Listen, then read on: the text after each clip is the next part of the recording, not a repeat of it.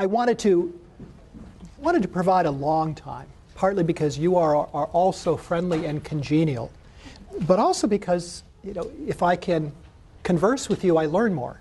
And in fact, I was just engaged in a fascinating conversation about children's developing social skills at this age, at a time apparently when some childcare or preschool providers are becoming increasingly concerned about children's getting exposed to technology at this time, and are these becoming conflicting sorts of interests. We won't be talking about technology today, but we will be talking about developing social skills. And that really leads us into this question of civics. Civics, how do we even think about what civics would look like for an appropriate preschool curriculum? And as I mentioned earlier, it becomes easier to think about civics when we realize that kids are already members of the preschool community, and helping them to become preschool community members in a fully realized sense is really what civics at this age is all about. So the four substrands for this area have to do with developing skills for democratic participation, responsible conduct, fairness and respect for other people, and conflict resolution.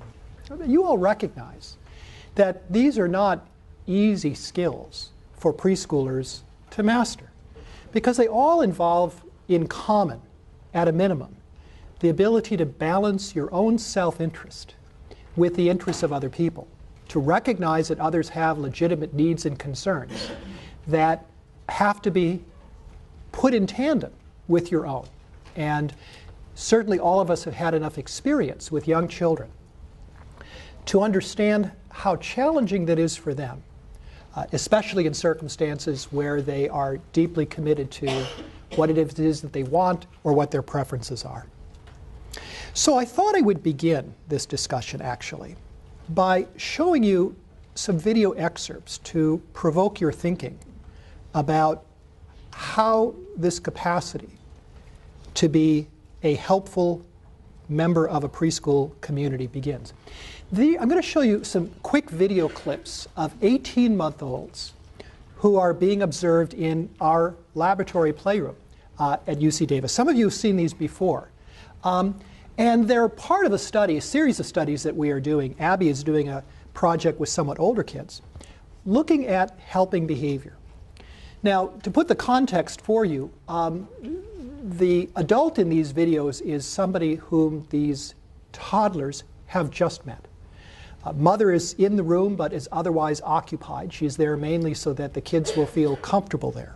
Our question was simply, given what we know about young children, would we find that toddlers would simply offer assistance to a stranger that they'd never met before in simple situations where it was obvious how they might be helpful? Let me show you some of what we found. Here's one thing.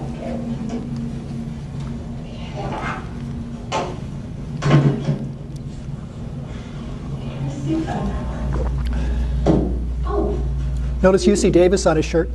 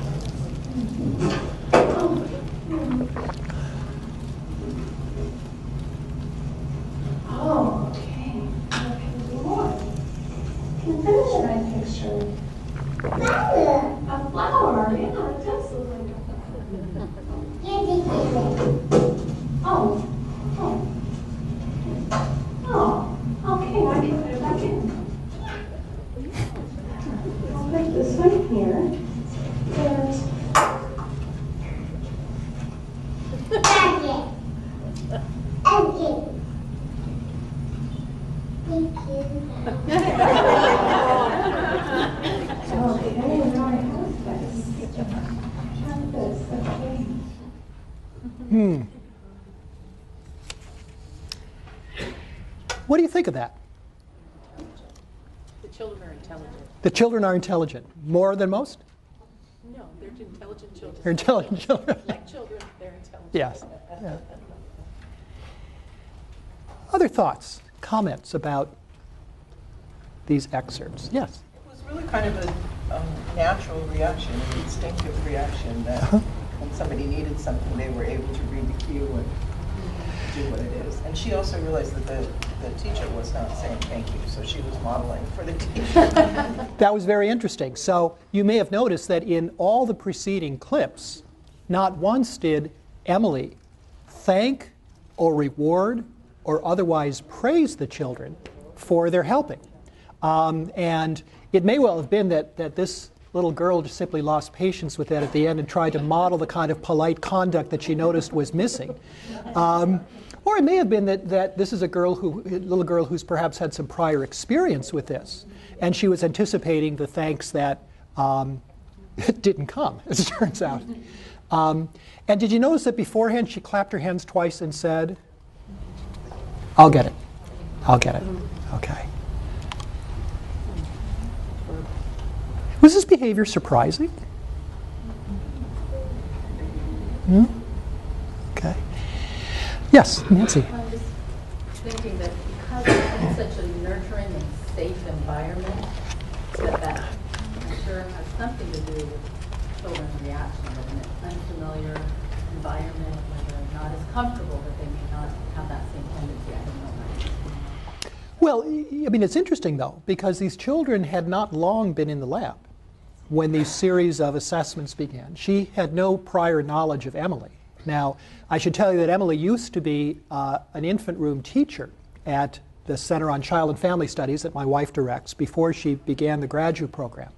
So there may have been some natural caregiver instincts that Emily failed to control in her experimental demeanor. But nevertheless, we stacked the deck against these kids helping by making sure that the recipient was a stranger and that they weren't being rewarded for it, and that these were circumstances that were unfamiliar to them.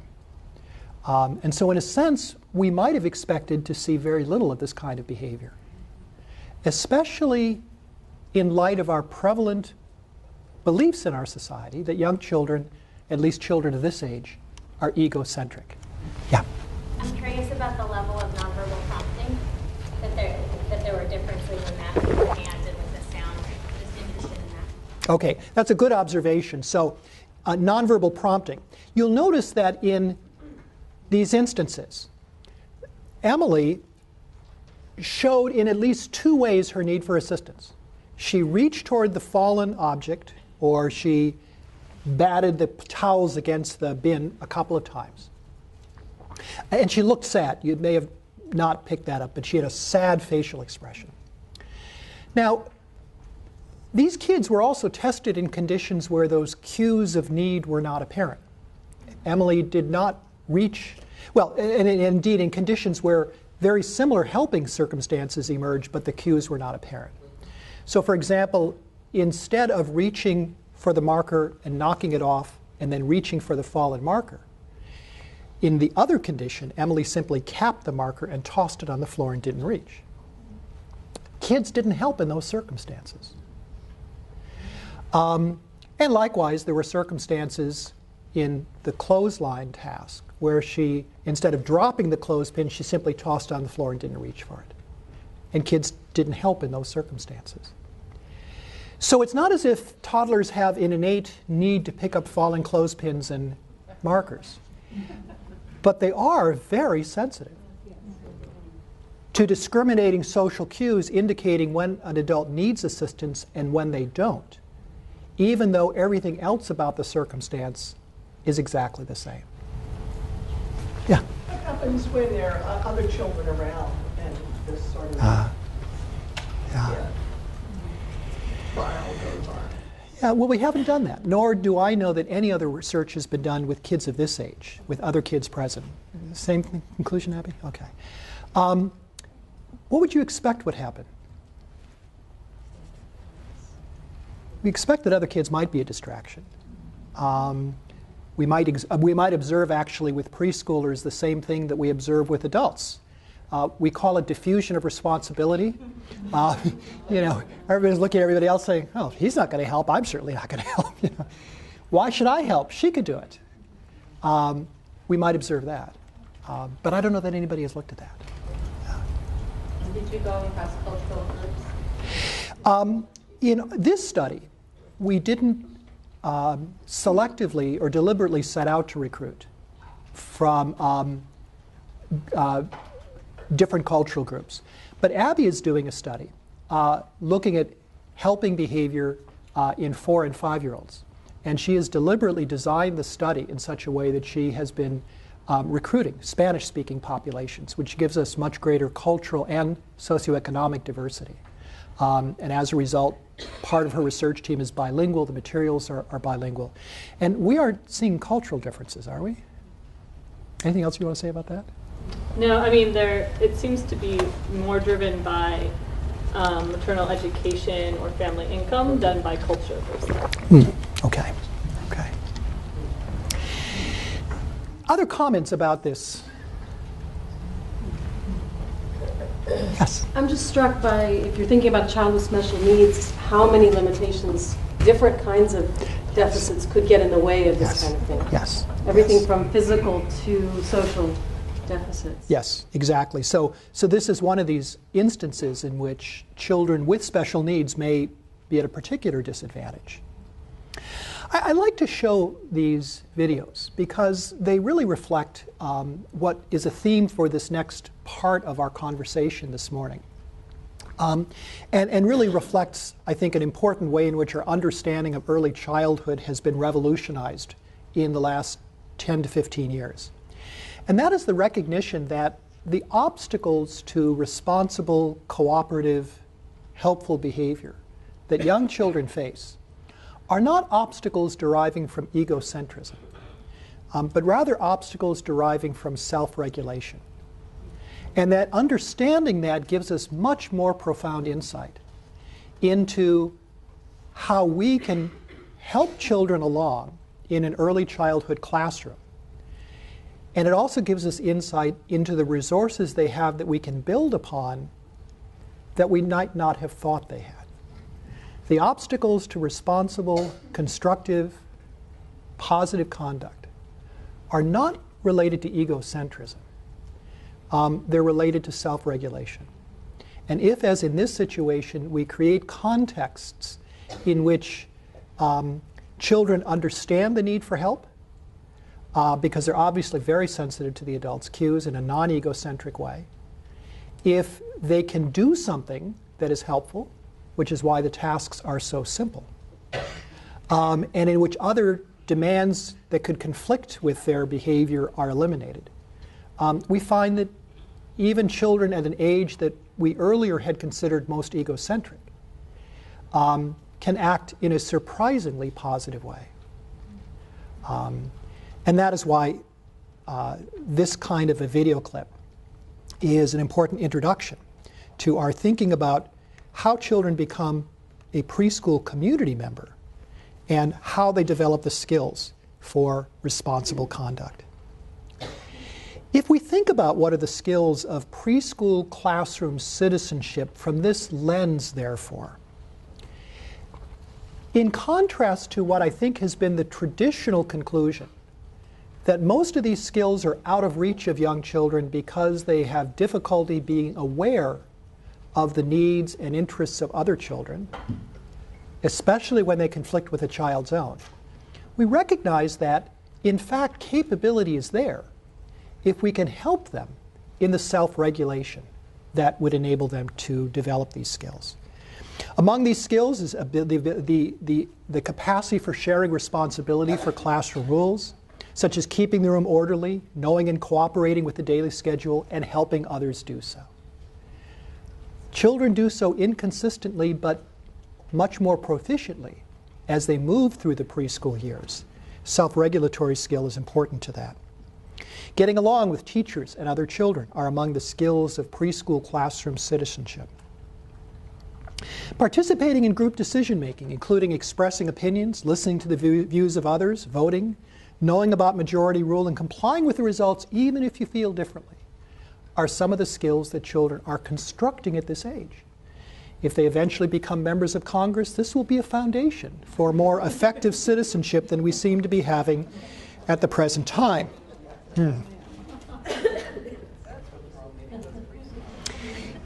Right. The problem was they weren't in good preschool programs.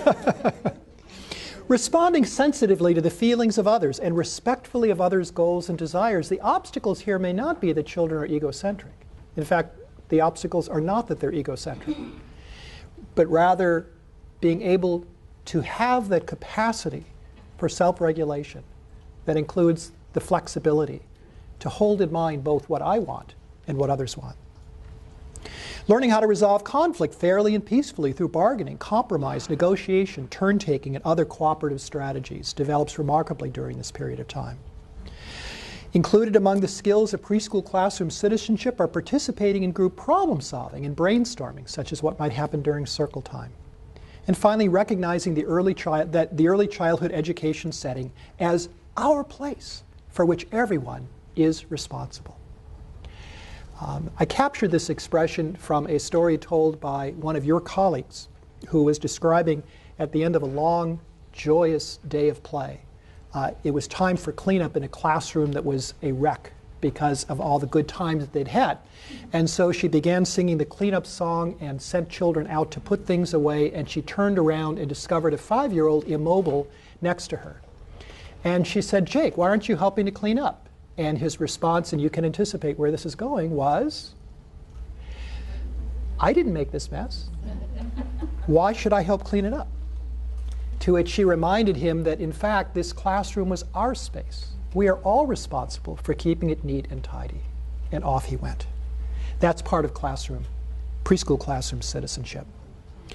And in fact, what the research is showing us, contrary to an earlier generation, is that preschoolers are developing these skills that are necessary. They are showing increasing sensitivity to the feelings, needs, and views of others, beginning with the kind of sensitivity you saw in those toddlers. And they're showing a growing capacity to balance these others' feelings, needs, and views with their own self-interest. In addition, they are developing skills in self-regulation, especially when they're supported in this by teachers and the structure of the classroom schedule. That is, what I'm anticipating here is there are things we can do to help kids use and strengthen their self-regulatory capacities in the interests of helping them become responsible preschool classroom citizens. They're also showing growing memory skills for group rules and procedures and the ability to spontaneously apply them to one's own conduct. Anybody who's played Candyland with a 3.5-year-old recognizes that children understand that there are rules, but their capacity to apply them to their own behavior is deficient, to say the least. By the time you get to 5.5, kids are much, much more self-regulating, even though they don't like to lose any more than the 3-year-old does. That is partly a reflection of self-regulatory, it's partly a reflection of a memory and the ability to spontaneously apply that external rule to your own conduct. In addition, during this period, children are developing self-image. And part of that self-image is as a cooperative, positive member of the group, taking pride in being recognized as a good group citizen. The developmental challenge then, as I've said, is not egocentrism, but rather self-regulation. So let's consider, I'd like to linger on this a little bit with you because I think it's often misunderstood. I'm surprised by the different worlds that researchers and practitioners live in this respect, in the sense that I hardly ever hear of a developmental scientist talking about young children's egocentric. But I still find that practitioners, perhaps having been taught Piaget in their child development classes, believe it to be so. And I think the difference is very, very important. And once we understand what these kids are really capable of, suddenly lots of opportunities arise for how we can help them in a preschool classroom. So what do I mean by self-regulation? Only part of it is what we usually think it is: inhibition, the ability to resist a strong inclination to do one thing and instead to do what is most appropriate or needed. That is part of self-regulation, and that is a part of it that we often think about. You and I use inhibition all the time, of course. As you were conversing, for example, and were talking with somebody, and the conversation was interesting but not captivating, you exerted inhibition in resisting listening to that potentially more interesting conversation behind your shoulder in order to focus on the person sitting in front of you. Children develop inhibition as it relates to cognitive control in their growing ability to stay on task rather than daydreaming, in their growing ability that continues to grow throughout the grade school years and adolescence to be able to, for example, use a mathematics algorithm rather than impulsively guessing at the correct solution. Those kinds of cognitive controls relate to inhibition. Obviously, inhibition is related to emotion regulation, to be able to use words instead of an emotional outburst when somebody has upset you. And it's related to social competence, to be able to respond to another person in a socially appropriate manner rather than in your most impulsive way. So inhibition is an important part of self-regulation based on brain structures that are just beginning to develop in the preschool years and have a developmental course that'll take kids through young adulthood. That's how long the growth, the brain-based growth of these skills takes. Inhibition, however, is not all there is to self-regulation, and preschoolers are challenged in two other aspects of self-regulation. One has to do with what I referred to earlier as working memory, the ability to hold information in mind while mentally working on it, such as remembering a goal while acting to achieve it. You see changes in working memory as part of children's self-regulatory skills in lots of ways in a preschool classroom. In children's growing ability to follow a storyline, for example, and to be able to understand how later aspects of the storyline relate to something that was reported very early in the narrative. That's working memory. Or to be able to continue to remember and follow sequential steps in a task. Children get better at that as they move through the preschool years. I'll have an illustration of that in just a moment. Or to follow complex instructions that involve multiple steps. It's working memory that enables you to keep the goal in mind and remember the steps you're taking. And social information processing is also related to working memory in the sense that there are few things that are cognitively more complex than social interaction. And for children, working memory is often required to be able to keep in mind at the same time what this child says now, what the child said a moment ago, what their facial expressions are, what the behavior of other kids, in order to respond in a socially competent manner. Working memory is important. The third component of self-regulation is cognitive flexibility, and this is often mistaken for egocentrism. It's the ability to switch perspective, attention, or mental focus, such as taking into account another's perspective. So there's the cognitive flexibility, the mental dexterity, is something that we are also seeing developing during this period of time. In children's ability to, in social context, switch focus from what I want in a situation of conflict to also appreciating what the other person wants. That perspective taking requires cognitive flexibility. Likewise, being able to solve a problem by switching your orientation to it. That's also cognitive flexibility, and it's also part of self-regulation. Does this make sense so far? Okay, so if we just think of self-regulation as inhibition, we've got one part of the picture. But it's also keeping multiple elements in working memory and having the cognitive flexibility to switch perspective. That is also part of self-regulation. Together, researchers also call these executive functions. These three components of self-regulation are called executive functions. As I think I've illustrated, they affect social, emotional, and cognitive ability. These skills develop over an extended time from infancy through early adulthood, and the reason is that they are based on the maturing brain. So let me offer two examples of this to help instantiate for you how important this is and its relevance. And one of these is to take an example of a situation that really sets apart a beginning preschool teacher from an expert. At childcare or preschool, what must you do to go outside when it's raining? So the teacher wanting to take the kids out on a nature hike when it's raining, the inexperienced teacher says to the kids, okay, everybody, get on your rain gear and line up at the door to go. And then she turns her back to do something else. And when she turns back again, what has she discovered? But that out of 15 people in the classroom, 2 are standing at the door with their rain gear on.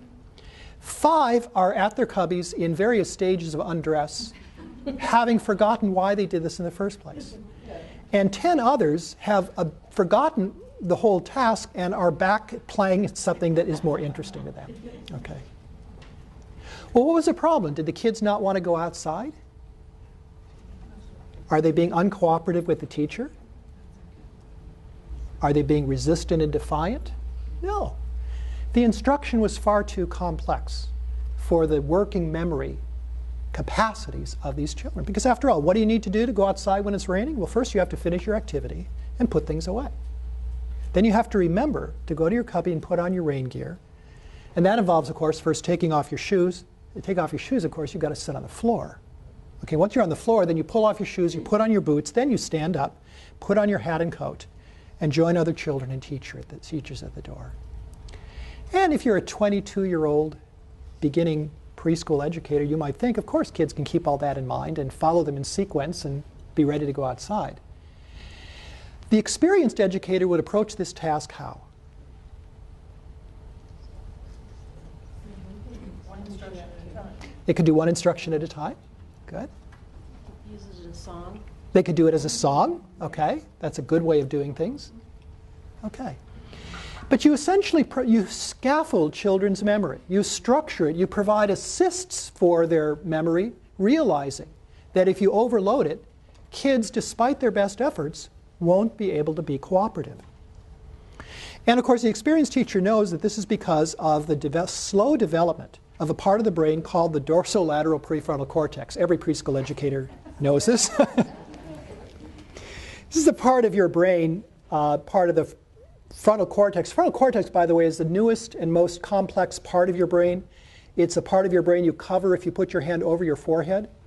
And it's a part of the brain that governs, among other things, self-regulation. The dorsolateral prefrontal cortex contributes to planning and executing event sequences like these. And as you can see on the slide, it has a very long developmental timetable. It matures throughout childhood and adolescence and early adulthood. My young adult sons, ages 24 and 28, are probably just at the end of that developmental process. And believe me, I see it in their behavior. Now, here's another illustration of the development of self-regulation, and it's one that I want to enlist you in. In a moment, I'm going to put a set of words on the overhead. And I want you to not read the words, but I want you to identify the color in which they're printed. I want you to do this in rows, and I want you to do it as fast as you can. So the instructions, oops, let me back up. The instructions are, say the colors of the words out loud in rows as fast as you can. This should be a very easy task for very bright people like you. Ready? You do not, you want to say the color of the words. Here we go, in rows, in unison, as fast as you can. In rows from left to right. Here we go.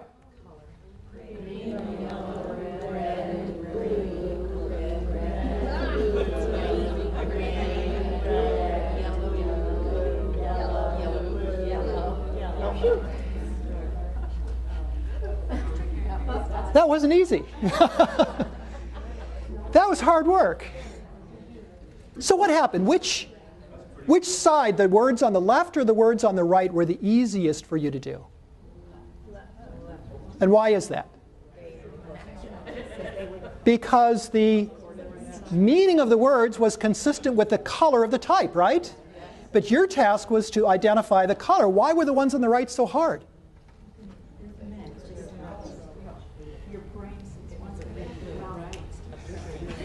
The problem is, and this reveals something about your brain as a mature adult, the problem is that reading has become such an automatic activity for you. The neural networks that are involved in reading printed text are for you very, very well consolidated in your brain. They have been for a long time.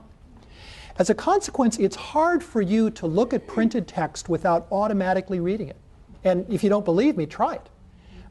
It's very difficult for us to look at printed text without reading it. By contrast, color identification is something that is not nearly as well consolidated neurobiologically. As a consequence, not for the words on the left, but for the words on the right, you have to actually inhibit your natural overwhelming impulse to read the words out loud in favor of the less well-rehearsed color identification. Interestingly enough, if you all were 9 years old, you would have no trouble with this task, because those neural networks relating to reading are not nearly as well consolidated as they are in you as an adult reader. And the reason for this task is to give you direct, personal, upfront experience with the inhibitory challenge that your preschoolers are facing all the time. Where you might want to do one thing, you might be reminding yourself to do one thing. Certainly the teachers are telling you to do one thing, and yet it is almost impossible for you to resist doing the other thing. And as a result, it's not uncommon to find preschoolers as perplexed as their teachers are, that they have been unable to inhibit hitting a child who's frustrated them instead of using words. That they have been unable to inhibit guessing at the quantity in front of them rather than using a counting rule.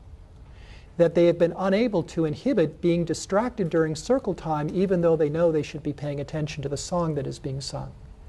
That it may be impossible for them to inhibit blurting out, saying something when the idea occurs to them, rather than raising their hand. All those inhibitory challenges and dozens others faced during a typical preschool classroom day are very much like what you experienced in trying to say red instead of blue, blue instead of green. The reason for this, again, is brain-based. It's the anterior cingulate. Another part of that self-regulatory network in your brain is the part of the brain that helps people inhibit a dominant response in favor of a secondary subdominant response. That's techno language, simply say doing what you should instead of what you want. And this too, this part of the brain also has an extended developmental timetable, roughly 12 months to 25 years. Now, there's quite a bit of debate right now in the area of adolescent brain development about the extent to which the continued maturation of these self-regulatory structures has significant behavioral implications for our thinking about the behavior of teenagers. And depending on the characteristics of the teenager that you may be rearing at this moment, you may or may not think that maturation of brain development is a liability here. But there's no doubt, if there's debate with adolescents, there's no doubt at all about the importance of this with respect to preschoolers. And it is the limited self-regulatory skills, more than egocentrism, that accounts for the challenges in developing preschool classroom citizenship skills. Let me just say a little bit more about the development of self-regulation. One is that stress impairs self-regulation. I had one colleague of mine who put it rather unkindly. She said that stress can make any of us seem like we have ADHD. And this is true not just of children, but also of guess who? Us. It's true of us. If bad news comes in the mail, I find it's awfully hard to maintain mental focus, to be able to keep my emotions in check, to behave appropriately in demanding social situations. I should say, by the way, that lack of sleep also impairs self-regulation. And I draw your attention to this because a lot of the kids in the classrooms that you are involved with are limited both by the experiences of stress in their family lives and their being sleep deprived. No wonder that self-regulatory challenges are among the most important factors that teachers bring up as impairments to what they're trying to accomplish in a classroom. Not surprisingly, therefore, young children who are most economically disadvantaged also show greatest problems with self-regulation. because stress may well be more a part of their everyday experience that they're bringing with them into the classroom. As I mentioned, self-regulatory problems are most often identified by kindergarten teachers as what children lack when they are not ready for school. More than not knowing letters or numbers, not more than not doing color identification. Self-regulatory skills are what kindergarten teachers say is what makes a child not ready for learning. And of course you can see the dilemma of these teachers. They know how to teach letters and numbers. They can remedy problems in color identification. But what do you do with a child who can't sit still in order to follow instructions, who can't ask questions if they don't understand the instructions, who has difficulty getting along with other children, and becomes emotionally unglued in circumstances where a typical 6-year-old would not? Those are much harder skills to try to repair if they have not developed appropriately by the time a child reaches kindergarten.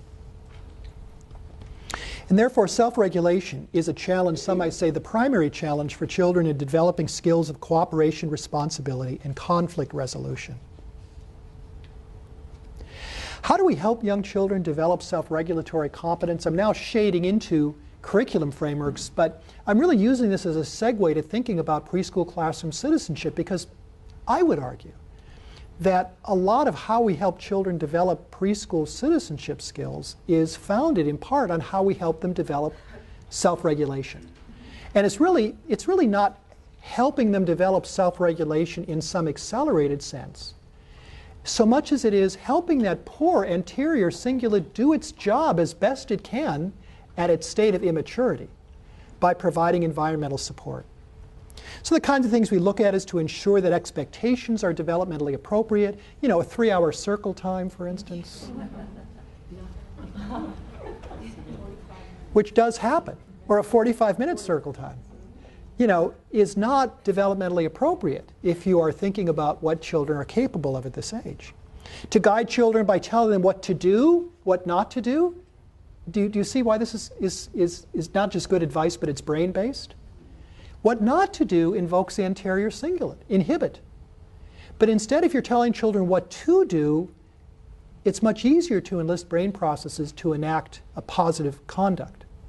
It's much harder to inhibit what you want to do, but you've told not to.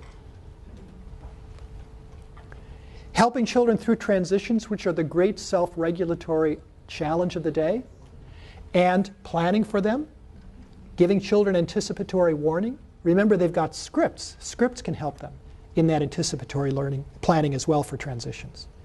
To break up complex activities into smaller parts and guide children's memory for what to do, as we were talking about earlier in getting ready to go out in the rain. Helping children use words to regulate actions and feelings. We always talk about children using words to regulate their emotions. What we don't recognize is that words are a self-regulatory assist in almost any circumstance.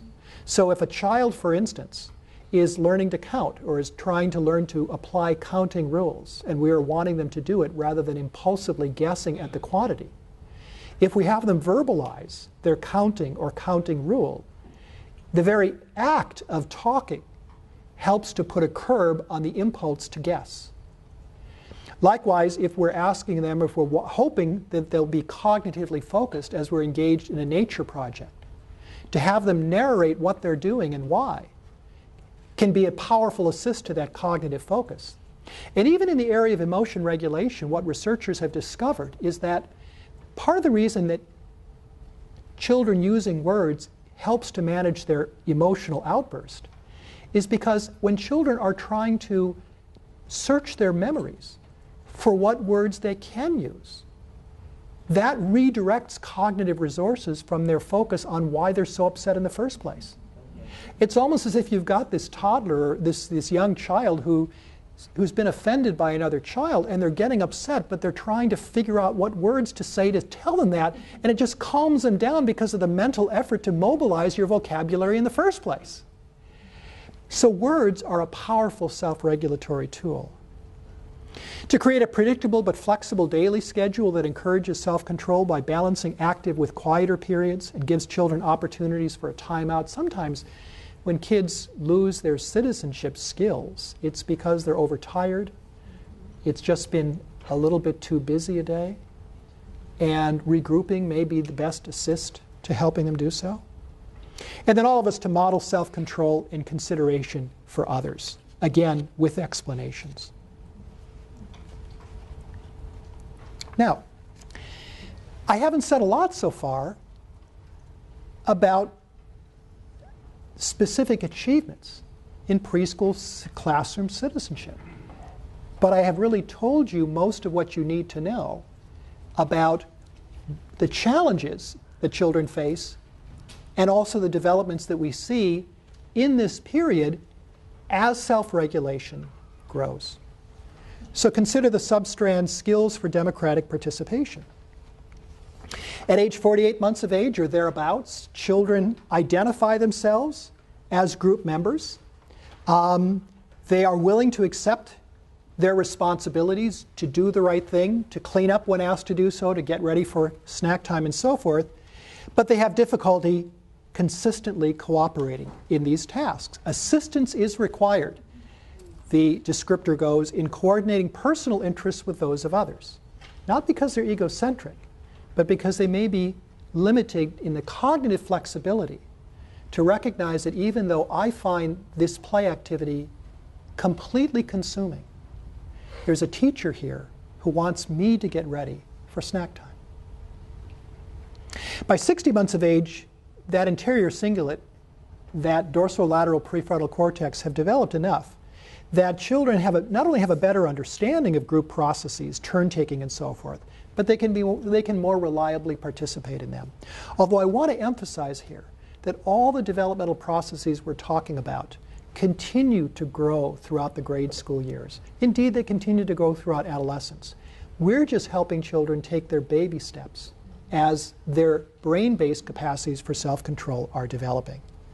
But it's at this time that children begin to understand the importance of considering others' opinions, group decision-making, respect for majority rules, even though you might not like the outcome. Yeah?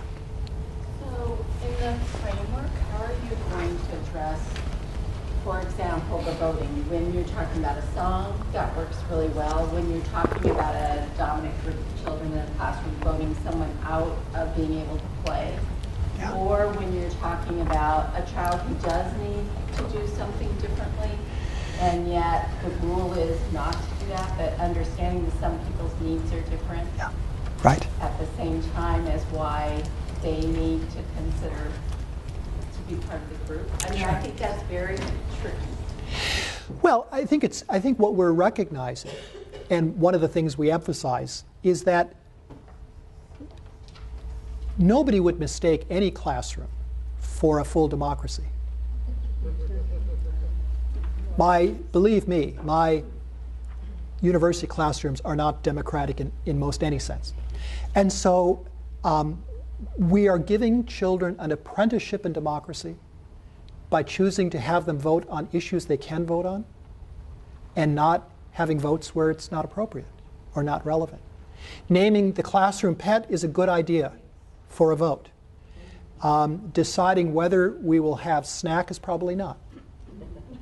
And I think that's part of the skillfulness in sort of thinking through when is a good opportunity to use this as a forum for developing some experience in this and when it is not. Is that helpful? Or? I think a little. I think in the framework it's going to have to be pretty clear because I can see, we know children will do that. We voted that Tommy couldn't play. Yeah. Or we voted that we're all going to do this. Yeah. And not that. Yeah. And that can kids latch onto these things. Yeah. And so then that gets into those other things of considering the needs of others and which things are okay. And I think it's just really hard to do in writing with that. And when you go to the range of teachers we have with the range of background. Right. And of course, again, keeping in mind that these lessons are always multifaceted ones. The problem of voting to exclude another child is not really a problem with voting, is it? No. It's a problem of social exclusion. Yeah. If we don't allow them to vote, does that mean that kid is going to be joyously included? Of course not. So the issue here is not the problem that voting. The problem is sensitize them to what it feels to be excluded. How does Johnny feel? Or are there other values in our classroom that might encourage us to invite people to play with us? So it seems to me that this is a situation where sort of keeping in mind, what's the right lesson here for this situation? Is probably the best thing we need to be encouraging teachers to do. Other comments about this democratic participation? Yeah. I kind of agree with what Mindy was saying. In my own practice, I don't ever do voting with young children. I'd rather teach them how to come to consensus on something. Good. If we do voting in the classroom, we're teaching them a skill set that a number of people can make a decision, and that decision holds for everybody. They're going to take that same rule out onto the playground that we teach them in school. I'd rather teach them that we all need to really listen and make sure everybody's needs are met. Right. I'd rather see a win-win teaching model than a majority rule teaching model. Yeah. I think as children get older and they can understand that we have a Supreme Court that can override a majority rule in California on gay marriage, that's important. That majority rule is not always right. It just means that you have more people, gang mentality, voting a certain way. Right. So I really think I would personally rather see us say that we work for consensus rather than majority. Yeah. Okay. I think that's a wonderful point of view, and I certainly agree that. Well, I would certainly argue that those two values are not necessarily mutually incompatible. That is, there are many circumstances, even when a teacher has children vote, that in other circumstances you want to try to work them to consensus.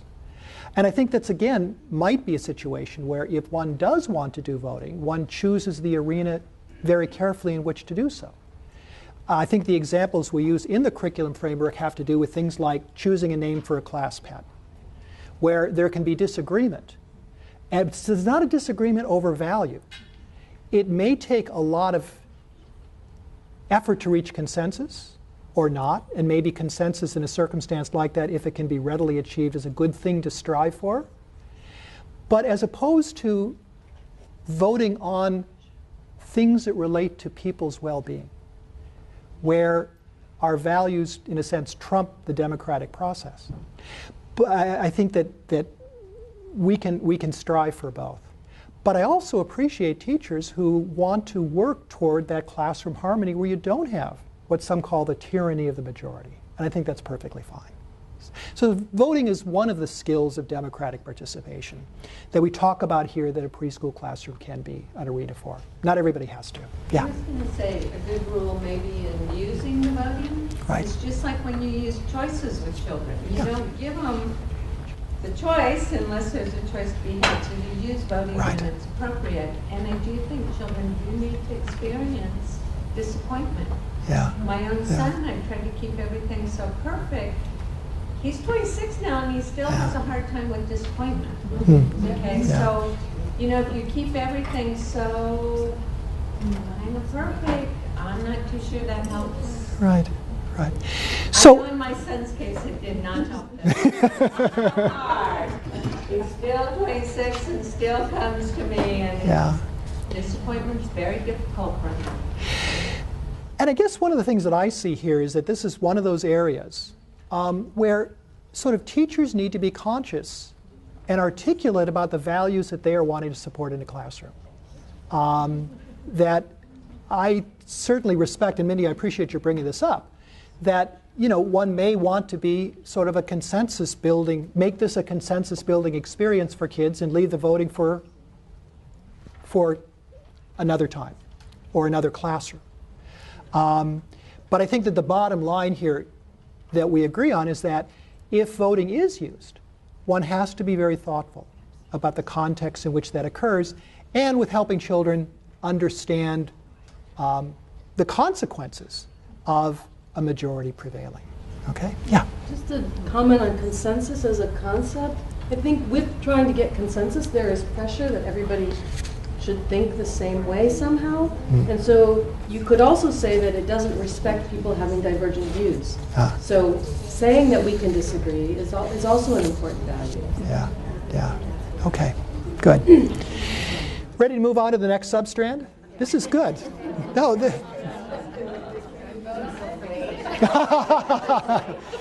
this is not a vote.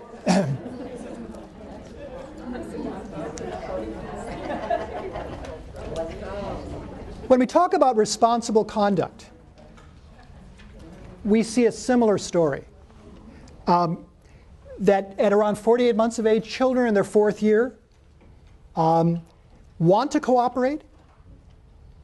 They understand the expectations, but self-control is inconsistent. And this is especially true when children are frustrated or upset.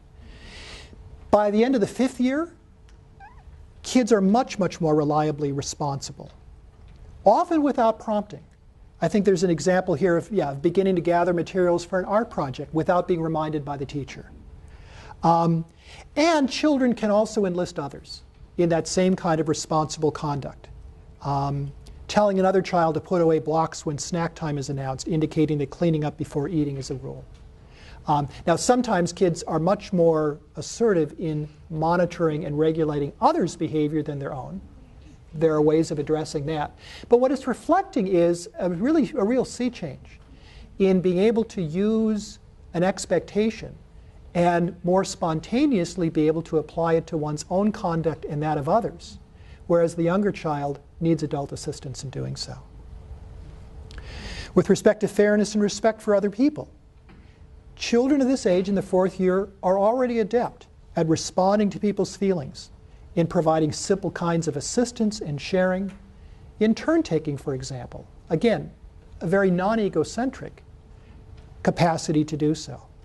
They also understand fairness beyond the self-interested fear of children who bleat, it's not fair when they don't get the outcome they want.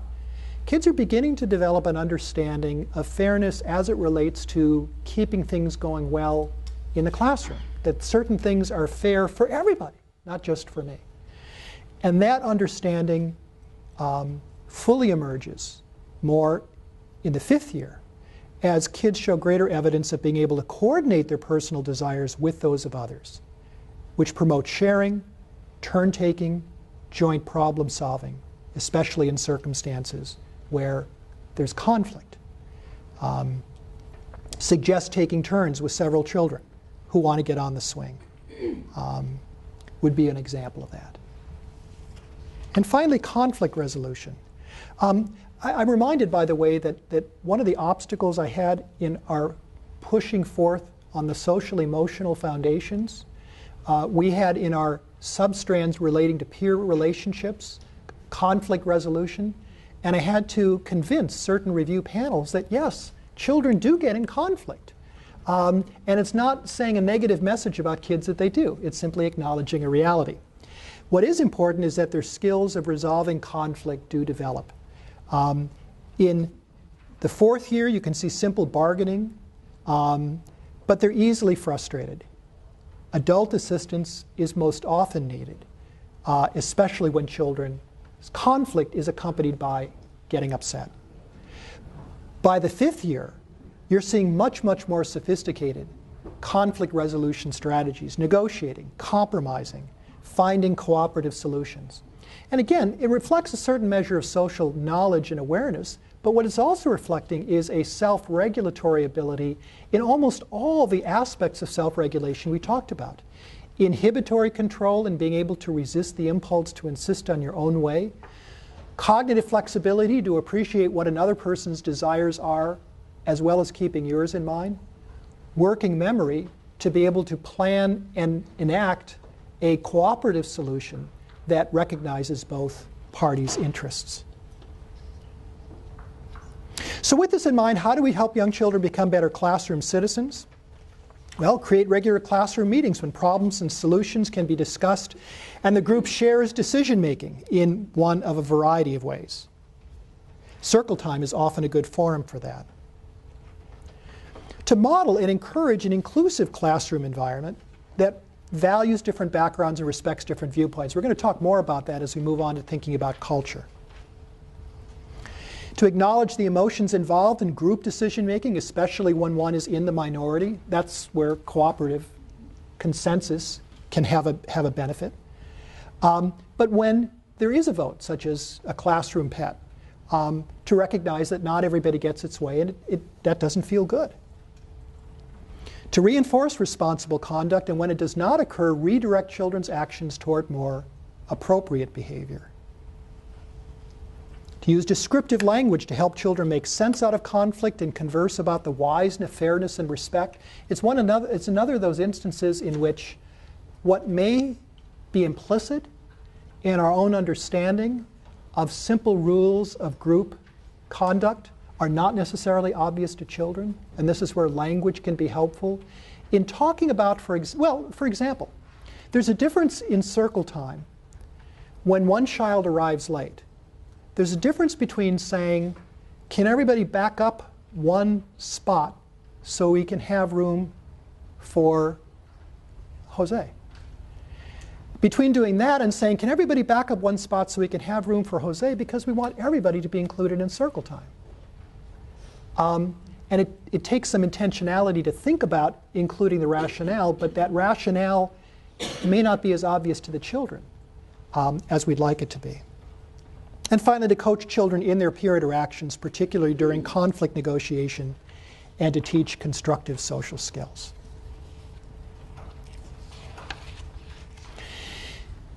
Now, I commented to Nancy that given how I'd planned out this presentation, there was a chance that I might not fill up the entire time. And my thought at the back of my mind was, no, with this group and the discussion that ensues, I'm going to have to race to get through this.